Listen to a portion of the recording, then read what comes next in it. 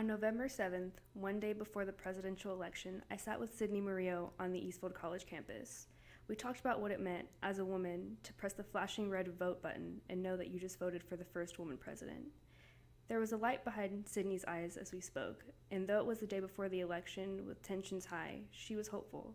It did feel cool because she's a woman. I mean, it does affect you, right? It's a form of change because it's like, where do you go from Barack Obama, who was the first black president?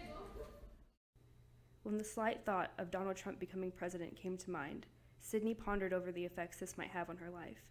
After all, she's the child of Mexican immigrants, a woman, a feminist, a person of color. Trump supporters are notorious for their negative rhetoric against these people, and she encompasses all of them. I think it's super dangerous because he makes it popular. He makes it funny and acceptable again. I sat with Sydney again, post-election, this time in the comfort of her own home.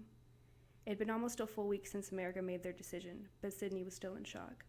I thought it was going to be entertainment. I knew everybody was going out, watching it for fun, if it was a fight or a boxing match. It was impacting me, but it was such a slow impact. She said after the initial shock, the anger started to settle in. I felt kind of like second class. It's kind of making fun of me when that happens. Despite the election not going the way she'd hoped, there was still light in Sydney's eyes, but it was different. This was fire, a fight against complacency. Even though she did lose, a woman did run for presidency. She kind of budged us in. So it's hey, women are capable of running for president. They are intelligent. They don't lack the capacity to do this. The optimism she had when I spoke to her before the election faded, but in its place is a desire for change.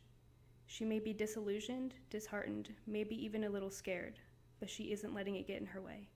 This is Jasmine Oliva for Eastfield College Journalism.